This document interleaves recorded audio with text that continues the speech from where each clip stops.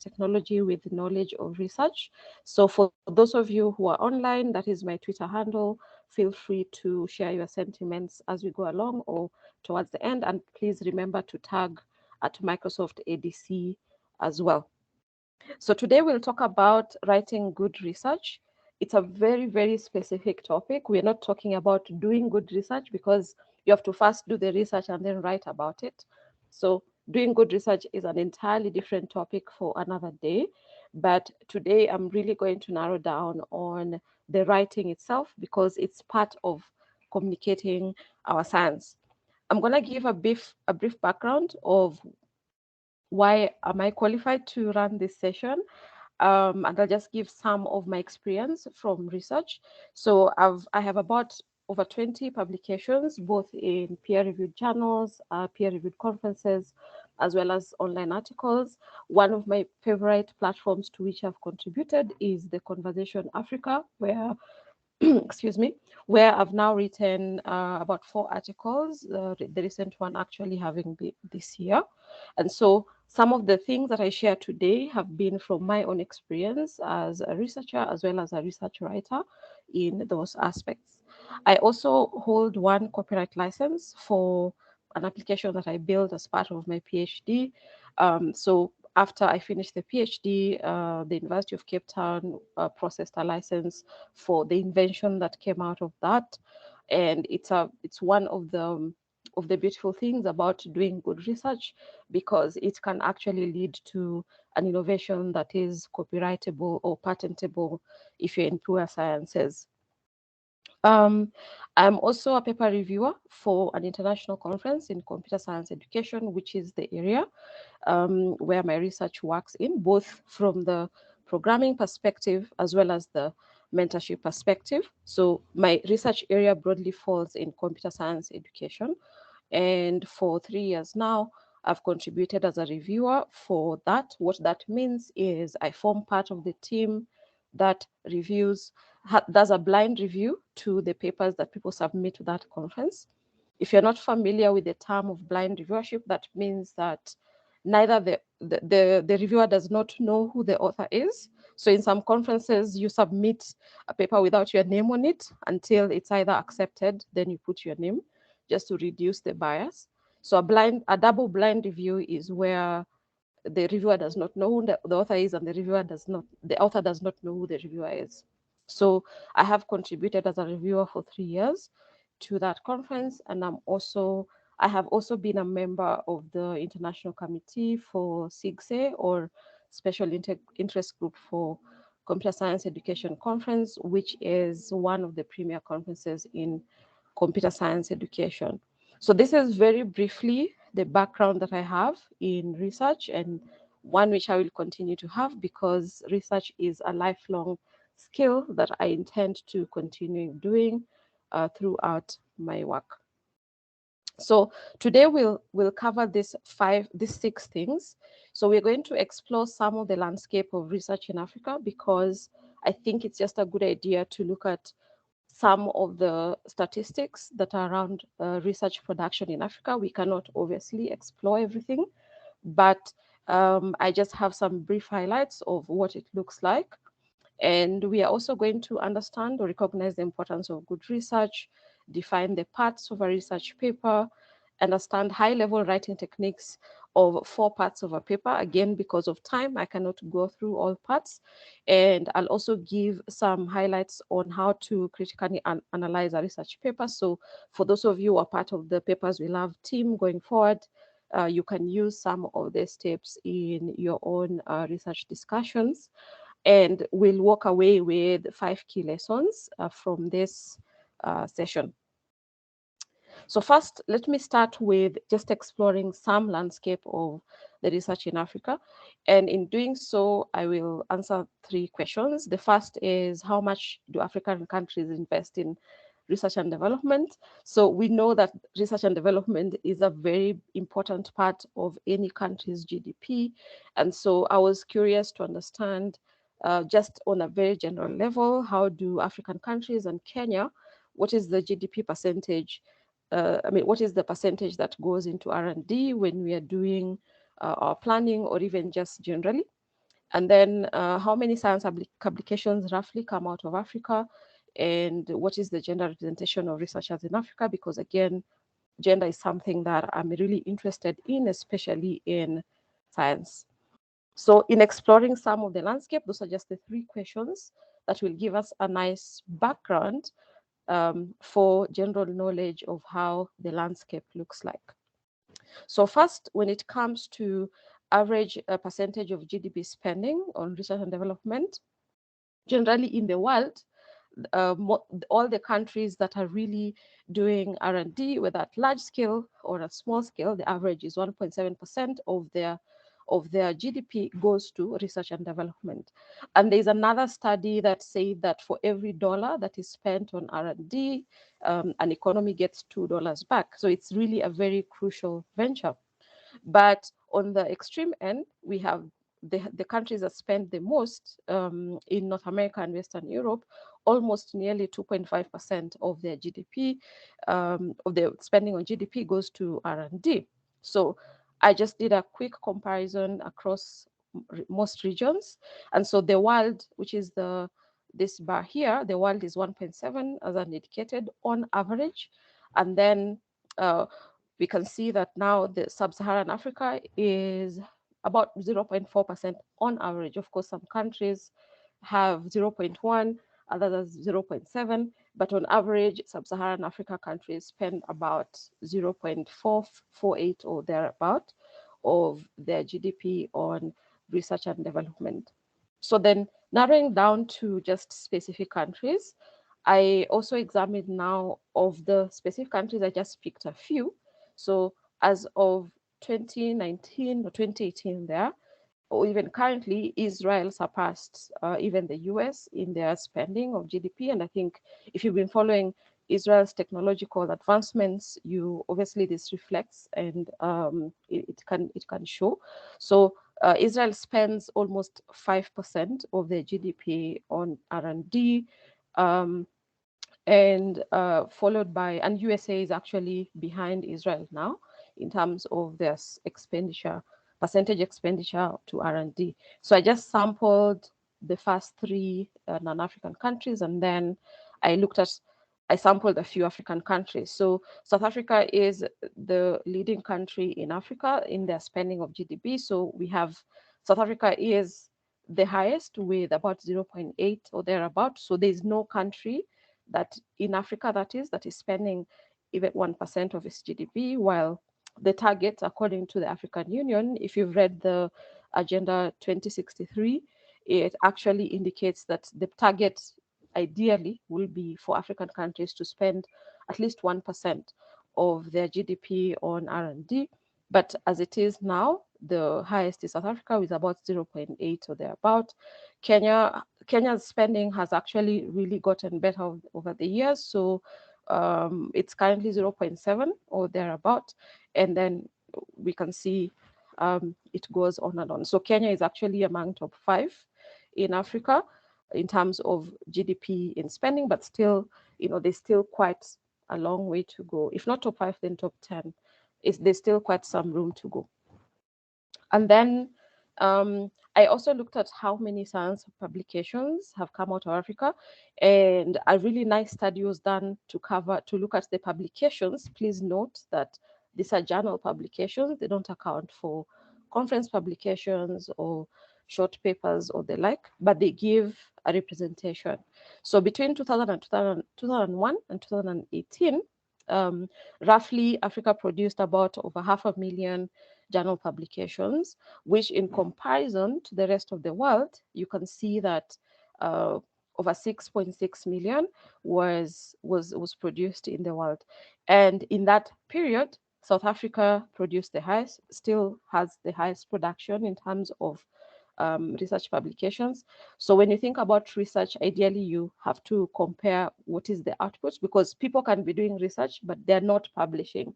And so in research, if you don't publish, it's almost as if it didn't happen, because there's no reference point for people to see what you've done. So when research is measured, normally it's measured by the final output. It could be innovations, patents, publications. So that is why on the ground, people can be doing research, but until it gets to a public domain where it can be referenced to, then it's almost not counted unless there's documentation of the same. So this strictly applies to journal publications. So we can see that South Africa has had in that period the highest publications, still does, and Kenya is roughly around, this is less than 100,000, less than 50,000 actually. So this is up to the period of 2001 and 2018. Of course, things might have gotten better since then. And I also looked at the fields that the most publication focus on. So interestingly, it's actually chemistry and engineering. I expected it to be tropical medicine for obvious reasons. Kenya, one of the contributions from Africa to the research world is actually in tropical medicine. But in terms of publications, then chemistry and engineering. But in terms of patents, if you do the research, you'll find that there's a lot more patent in tropical medicines and the like. But you can see also infectious diseases is one of the biggest publication points. So it's quite an interesting landscape, and science and technology is right here. So my view of science and technology is there's definitely a lot more innovation happening on the ground than there is publication. And so one of the skills that we really need to continue bringing into our ecosystem is innovations should not end at just that. They should go a step further and continue on to publications, because that's how there's a verifiable reference point for those innovations that are happening on the ground, including learning from those models and so on. And then lastly, I looked at the gender representation, and again, probably as expected, the percentage of women globally in terms of research is about 33%. So that makes 1 in every 3 researcher is a woman, and of course, it really varies globally. The Arab world is actually doing very well in terms of representation of women with PhDs and so on. Of course, there's a lot of discussion whether that translates to employment and all that. That's a different debate. But in terms of academic qualifications and research, Tunisia actually has the highest representation in Africa. And you can see that in Kenya, we are still slightly below 30%, which is the translation. If you look at the pipeline of women who move from undergrad, so undergrad, the percentage is between 30%. Of course, the pipeline becomes much thinner as you go upward, where people actually start publishing, mostly in master's and PhD level, or even researcher level if you're not in academia. So this is generally the representation of gender content in terms of research in Africa. So what we learn from this is all those statistics may look not very great, but there's a lot of good news and progress. One is the annual output of African author publication has actually continued to grow, and we should obviously continue to see that growth. And I was also really happy to see that the number of articles that have no foreign author have actually doubled since the 2000s, which is a great deal, which means the intra-collaborations in Africa are actually becoming better, which is ideally what we'd like to see. And there also have been advances in new research fronts, such as astronomy. There's a lot more publications coming out of Africa on the same. And there's definitely increased international investment in research. And recently, as we've seen in startups and companies, which hopefully will lead to sound research as well.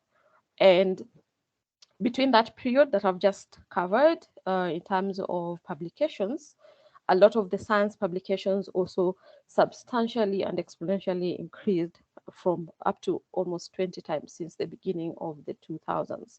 So there's definitely good news in terms of growth and progress. But the lesson from that is that there needs to be more financial, technical, and human and intellectual resources to advance progression in scientific contribution. And I underlined intellectual because one of the reasons that this session is happening is to contribute to that, because the knowledge and skill in writing good research is actually an intellectual resource for both your own personal and sector growth. So this leads me to the second objective, which is recognizing the importance of good research. So why should you be interested in doing and teaching and learning how to do and write good research? So the first and very obvious reason is we know that Africa has one of the youngest population, collectively, both in Kenya specifically and generally as a continent. So the investment in young talent in research skills is very, very important, because even as we continue to invest in innovation, I think we shouldn't forget the backbone of innovation, which is research, and the output of innovation, which is also research. So almost innovation is almost sandwiched in between. So that investment in young talent is really important, and taking advantage of the youthful population as well. And we also want to be a very key contributor to global intellectual resources. In other words, Africans should do their own research and report their own innovations, simply put, and that obviously translates to Kenya as well. So we want to be able to be the ones to tell our own research stories, our own inventions, and how those are working or should work in the future. And we also want to increase the sources of legitimate information from Africa, because again, there can be a lot of misconceptions. So one way to counter that is to contribute with very legitimately and effectively done research that then contributes to very verifiable information on access to technology, on participation, on whatever the metrics there are in terms of innovation. And again, just as we continue to build startups and to build companies and to contribute to innovation, we also want to use research as a sound basis for technological innovation and policy. And lastly, which is what we are doing in this session, is to increase the skill in effectively communicating our work. So communicating your science or your art or your medicine or your economics is a very key skill that should not be separated from in being an innovator or from being an engineer. So learning how to conduct and write good research is a very necessary skill for personal and sector growth. And this now takes me to the third and fourth lessons, which I'm going to tie together. So in line with empowering ourselves to have better research skills, I'm going to look at, if you're writing a research paper, what are the sections you should have? And then I'll just pick on 2 to 4 time dependent of some of those sections and dig deep into how you would ideally write it, and also show examples of the same. So just a quick disclaimer, these tips may not be applicable to all fields, because I come from a computer science background, and that's the area I've written largely on. And some journals and conferences also might have additional or different requirements. So just have that in mind. But I believe that these lessons will be generally applicable. So the first is an abstract. An abstract is almost always the first thing you write. And even some conferences might require you to send in an abstract first, then they approve the abstract, and then you submit the full paper, or even just both at the same time. So it is very crucial that you master the skill of writing an abstract. It is not one to be taken for granted, because that might determine whether or not you have that first acceptance or you sell that first idea. I've highlighted this so that because it's one of the examples I'll give.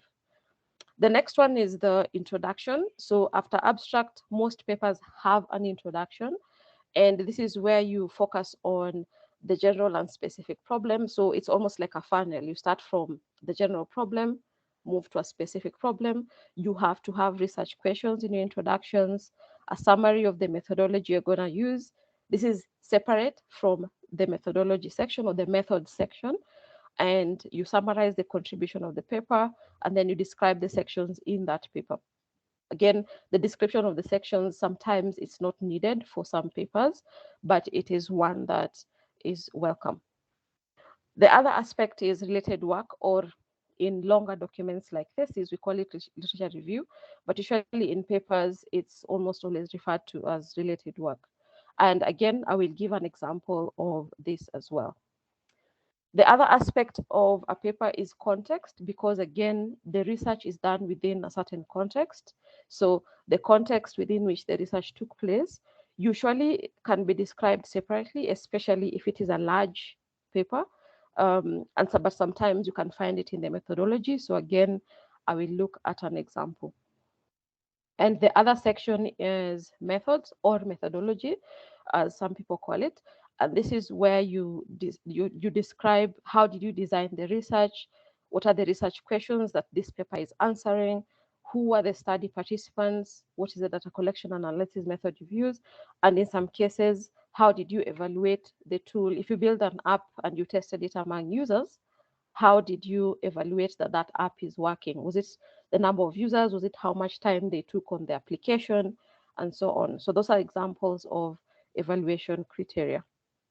And then from there, we have the results section, which can either be grouped according to the evaluation metrics. So the example I've given, if you built an app and you took it out for people to test, are you going to report the results per, the number of users, how much time they took on the app, how much time did they spend on a feature? So maybe there's a feature, maybe there's a window that they have to read, or there's a interaction they have to use on the application, how much time they spend on it, what are some of the steps they took to interact with that feature.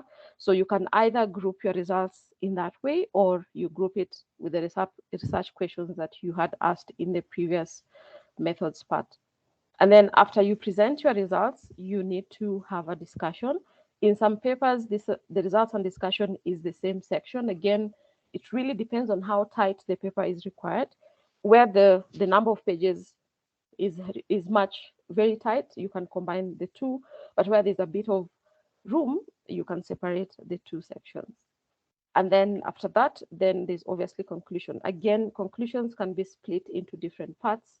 You can either have limitations separate from the conclusion if you have a lot of wiggle room. So limitations and future works can be one part, and then the conclusion itself as the last thing. So this depends on how tight the paper is. And in the conclusion, that is where you bring back the general objective you had talked about in your introduction, and then you say how the paper addressed it, and then you talk about what is the contribution of this paper to the general body of knowledge. If you're in tech, what is the contribution in tech? If you're in economics, what is the contribution in economics, and so on. So typical sections of a research paper are those 8. Again, it depends on field. It depends on even some conferences or journals even give you the sections, but generally these are the 8 parts that I have not seen. I've seen represented in papers, whatever the field. They come in some shape or form in these 8 sections: abstract, introduction, related work, context, methods, results, discussion, limitations and future work, and conclusion. These two can be combined. Now, let's look at some examples, and then if we have time, I will do the last part, but this is the most important part.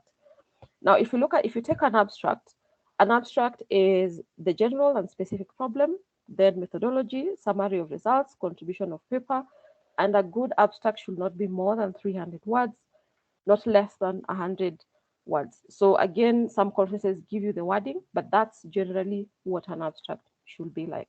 So let's look at a paper which I was part of writing.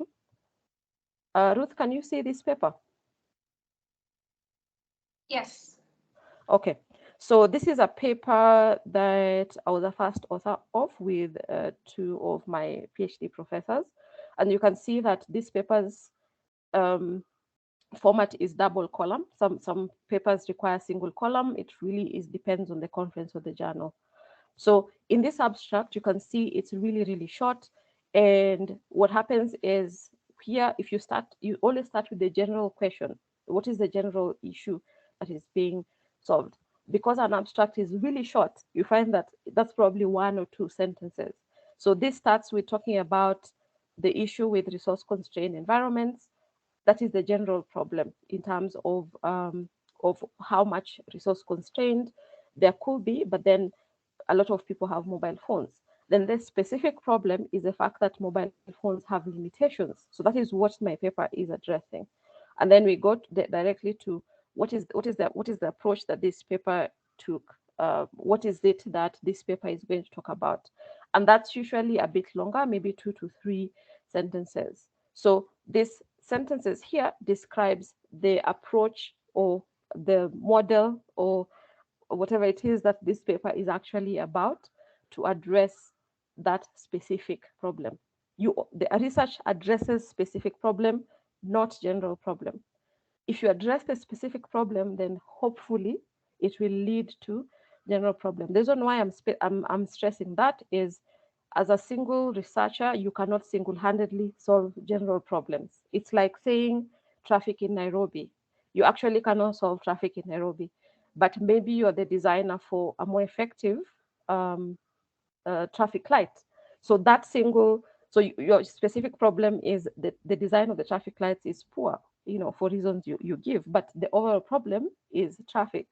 So if you manage to solve your specific problem of better design of traffic lights, and that becomes a cumulative solution, then maybe if there's more of you who contribute to that, then maybe you can solve the traffic problem. So please note the difference.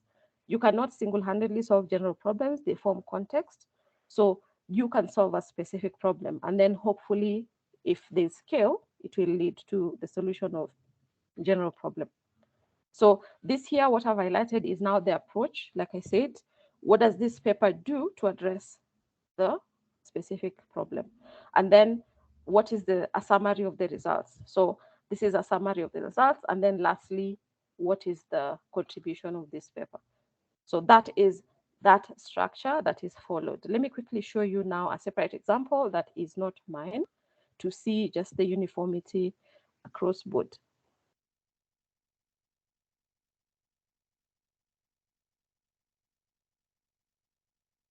So this is another example of someone else's paper from an online journal collection. And so again, the first paragraph here talks about the general problem, which is the fact that research indicates that a lot of research claims that people fail computer programming, but they want to take time to actually understand by looking at different papers and see if that is the truth. So this is the general and the specific problem in 2 sentences of 1 paragraph. And then they go on to talk about what does this paper actually address. The paper looked at papers that have been written and about 161 courses across 15 countries, across 51 institutions. So they did a literature review of that represented this particular context to understand, does the literature actually say that people fail computer programming? And then lastly, they now talked about the result. It's like a 1-line summary, 2 lines actually. What is the summary of what they found out? And then lastly, what is the contribution of this paper? Should it be, published and read? What is the one thing that this paper contributes? So that is the general structure of a good abstract that should be followed. And then I will just quickly talk about related work or literature review. So there's quite a number of questions to ask. And because I will stop after these examples, but please note that the same metrics that we're using to write a good abstract or a good research paper, a good related work, is the same metrics used to critique one. So these questions I've written here are the same ones you should ask when you're reading someone else's paper, even if it's not yours. If they're able to answer these questions when you read someone else's related work, then you know that it's a good related work section. So let's look at an example of that. But something I really want you to note is this part of opportunities and gaps, because it's very easy to look at someone else's work, but you don't say how it's related to your work. That is always the golden rule for related work. So let's look at an example of another paper that I authored and see how that was done. So This paper, again, Ruth, just confirm that you can see it. Yes. Okay, so the related work section, again, most of the journals or conferences that I write for are always two columns. The ones you do could be just one single column. But I wanted to really stress on the importance of simply not having a listed reference. So you can see here I'm referencing quite a number of sources. The important part is to like this last sentence. So what do those things that you've cited, what do they mean? This is really, really crucial in writing a good related work sessions. So you always have to, if you have space, you can end with a summary of those opportunities and gaps, but it's always better to end your analysis of related work with showing exactly what so what does it mean to your particular paper that you're rating. So here I've given quite a number of examples in terms of existing mentorship programs. And so the last sentence summarizes, so what does that mean? And this goes on for the rest of the paragraph as well. Some of those so whats could be opportunities, some of them could be gaps. So it really uh, depends. But you always absolutely have to do that for related work. And at the end of my related work, you can now give an overall sort of like, so what do all these things that other people have done, what do they mean for this particular for your particular work? That is one of the key aspects of literature review, or related literature review in long form, related work in short form. That is the takeaway from literature review. In terms of context, I'll just show one example, but it is very important that you always describe the context within which your research took place. The context can either be the context of your country, your locality, the tool or model that was built. Sometimes that context can also be discussed in the methodology section. And so let me show you an example. So this is actually a very recent paper that I co-authored with myself, Ruth, who is actually in the room, and two of our other colleagues at Camilimo. So for this one, our context was the mentorship model. So because you're writing a paper about a mentorship model, the people who are going to read your paper do not have no idea what you even mean by structured mentorship model. So this becomes our context. We have to describe even what mentorship means. You don't want to assume that your reader understands, and then describe the entirety of the model, such that by the time your reader gets to your methodology, they understand, what context you're working on. So again, the context can either be the tool, the application, or even the local, what is because education in Kenya does not necessarily look the same as education in Brazil, for instance. So some contextual issues could actually bring out different results. That's why context is a very important thing to do. So you can give context either as part of methodology or as a separate part if it's a long form, if it's a long thing. So I will not go through the other examples because I want to show an example for results. So after you have given context and you've talked about your methodology, it's time to report the results, assuming you've done some research. So I will just use someone else's example to see how they've reported results. So again, remember, you can either report results by grouping them into research questions or metrics. So, for example, in this paper where they're talking about the involvement of women in educational programs, how they've reported their results is by now rephrasing their research question. So you can see they're asking the research question that they had already described in the methodology and then reporting the results. So this is a very, very good way because it really centers your research paper, as research questions are the central point for research paper or thesis. But since you're talking about papers, you can use that to report your you can use that model to report your results. Another way that you can do it is how we did it in this paper that we've just published, is we used metrics. So impact or results. So again, different parts are named differently, but this is actually just results. We reported it according to metrics that we used in our model. So instead of using research questions, we now reported in terms of metrics. And then what happened is in the discussion, we then now asked the research questions and used the results to now answer the research questions. So that's another way that you can actually do it. And I want to stop here by saying that a research paper typically contains those 8 papers. And if you really want to now write these parts well, you can use those between the line skills that I've shared very quickly.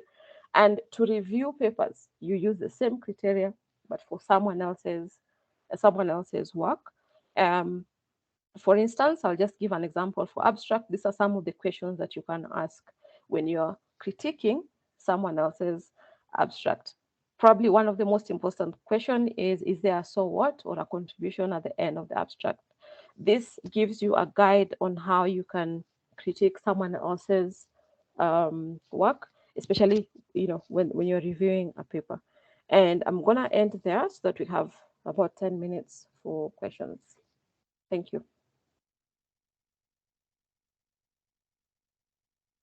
Yeah, thank you so much, Chao. That was very insightful and quite a learning experience. I think at the end, I related it to when reviewing code, you also use best practices when you're writing. So the same ones, you kind of use them when reviewing. It's kind of the same with research, I guess. Thank you so much, especially for the first section where you talk about research in Africa and how it relates to the GDP. And it was something I've never thought of, that every dollar you spend on research returns $2. So that's quite interesting. Yeah, so does anyone have a question? You could unmute or raise your hand. You have about 9 minutes for questions or even a comment.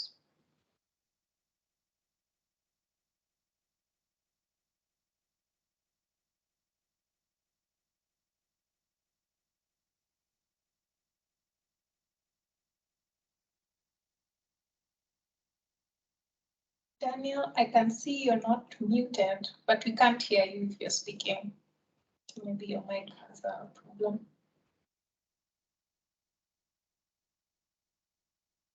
Yeah, you could also type your questions.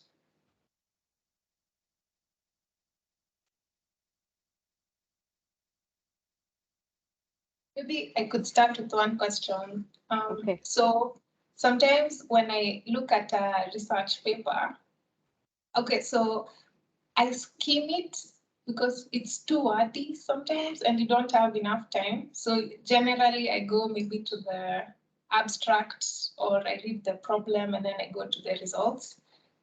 What are some of the ways you quickly read a research paper? So if you're limited with time and maybe the abstract has not drawn you in to read the full paper, so definitely I will recommend reading just 3 sections: the abstract, because if the abstract is good by meeting all those criteria, you'll have a very quick overview of even what's the method that was used. So I'll go with abstract, results, and conclusion. If you are really pressed for time, those are the areas that I would focus on, because again, a good abstract should give you an idea of the method that was used, and then you can quickly skip to results, and then you obviously have to look at what their conclusions were. Yeah, thanks. Anthony? Yeah, thank you. My name is Anthony. I'm a student at Kenyatta University. Thank you, Dr. Chao, for the wonderful presentation. My question is, what's your opinion towards what someone can cut or not include in their paper when they're required to have a paper of a certain number of pages? So like an 8-page paper, and you're really trying to cut something so you get towards 8 pages. Would you have some insights towards how you can go about that? Yeah, you cut everything off. In the paper that I just showed you, where Ruth and I are co-authors, the requirement was 10 pages, including references. But our first draft was like 15 pages. So there's like those like 5 pages that we had to cut off. There's honestly no point where I can't tell you cut off the introduction, leave out the results. Everything has to be trimmed down. It's a very, very painstaking task. It took, up to 6 hours to literally get 5 pages off down to 13 because everything is important. So the techniques for rewarding and summarizing papers is actually this techniques of summarizing paper is rewarding. So you might want to combine 2 sentences into one. That means you write a shorter sentence that you don't take off the content. Something else that we had to remove was the tables. So some of the tables, which are really nice, but we had to remove them and just describe them because tables and figures take quite a bit of space because they leave a lot of white spaces of the edges. So figures tables are things that go, but if you remove it, remember to also remove the reference points and now just describe the results that was that was referring to the table. So figures tables, rewarding and joining sentences are really the best way. But to be honest, everything all sections have to be trimmed down. So it's literally, it means a complete read through of sections you can keep trimming. You can also get rid of some references because remember, the page count usually includes references, sometimes not, but usually it does. And you can kick off. So for example, assume you talked about mentorship programs in Kenya and you have 3 examples. You can just choose to go with one. So the other 2 references, the 2 lines for references goes and the extra line in the wording goes. So those will be my pointers for rewarding, but it's a very painstaking process that has to be planned for in the paper writing process. Thank you. That's so useful.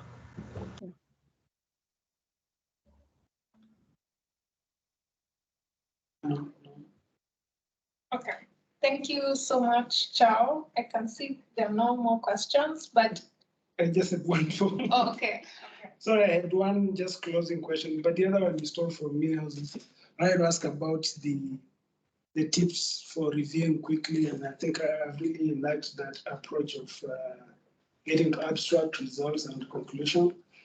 My other question is around, is there anything like independent researchers where like you don't have to be within a university or a research body?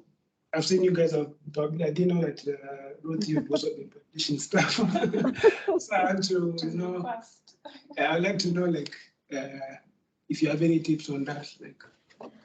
Oh, so Anthony, maybe you don't know, I actually left academia in December last year. So I'm literally publishing outside the context of a typical classroom or typical university. So I don't think publishing or writing requires you to be in academia. It just needs you to have done the research. So for instance, since you're an engineer, maybe you built an application outside Microsoft. Of course, anything within companies may be proprietary and you can't really publish about those. But assume that you've built something outside Microsoft that is your own invention, that you've gone out and tested, then you can always publish it. The secret is to find a suitable platform, whether that's a conference or a journal or even a platform like the Conversation Africa, where you can do like your first publication and then those become extended later to journals. So you do not need the confines of a university to continue publishing.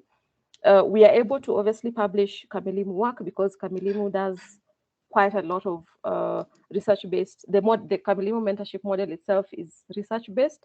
We collect so much data, and one of our biggest goals is to ensure the model is as replicable as possible. So anyone in Spain should be able to replicate Kamilimu's model, and that's one of the reasons we publish. So we'll continue publishing Kamilimu's work and pretty much in most likely any work that I do. So you can publish in any capacity. Yeah. Thank you. There's one from the Dorcas. Hi, Dr. Chao. Hello. Hi, Are you able to? Okay, thanks. Yeah. So I have a question. When you are doing the statistics for the number of papers per country, for example, you wrote that paper while affiliated to University of Cape Town. Was that research counted as a research in a paper in South Africa or in Kenya? Like, what type of, like, the demographics? Like, how does it count? Like, if I'm researching while I'm in Kenya, I'm a Kenyan, but I'm studying somewhere else. How does that account? No, it's counted as South Africa, simply because the resources are used, both human and otherwise, were in South Africa. So my professors were in South Africa, so that resource is from there. I obviously utilize the university's resources to write that paper, so it counts as, so the count is where the resources were utilized to write that paper. Okay, thank you. Yeah. Ken?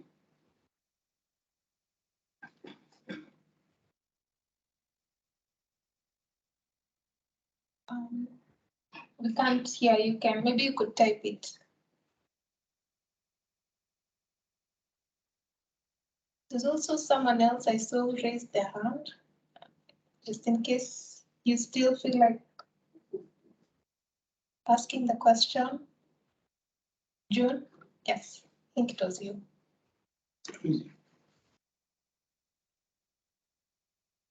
You're muted, June.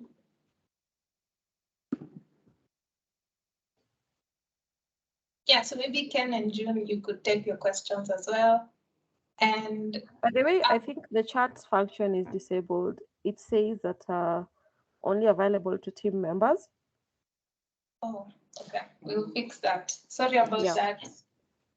Okay, so Dr. Chao also has a personal website where you can reach out. She does consultations for research. You can also reach out if you're interested in writing a paper. June, are you able to unmute yourself? Yes. Sorry about earlier, I'm not very quickly. But my question is, does the recency of the cited material, whether books or research papers, determine the credibility of the paper you're writing?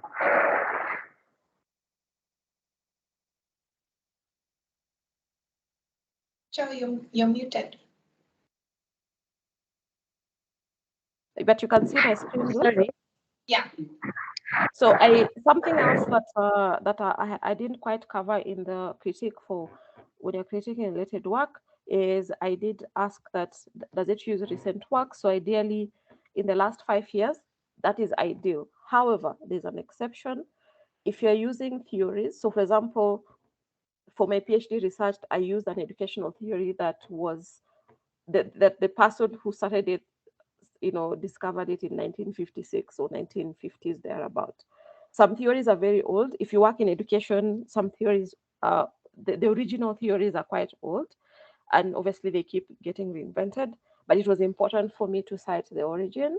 So ideally, last 5 years, but if you really have to use older theories and they're very important, make sure that is the exception, but with a disclaimer that you have to acknowledge that those theories may have evolved over time, and so you have to also be knowledgeable for how they've evolved, and if possible, cite the current ones and why you're choosing to use an older one. That is a disclaimer that I'd give in terms of related work. Okay, thank you. Okay, thank you so much, Dr. Chao, and thank you everyone who's attended the meeting. We meet every first Tuesday of the month. If you're interested in presenting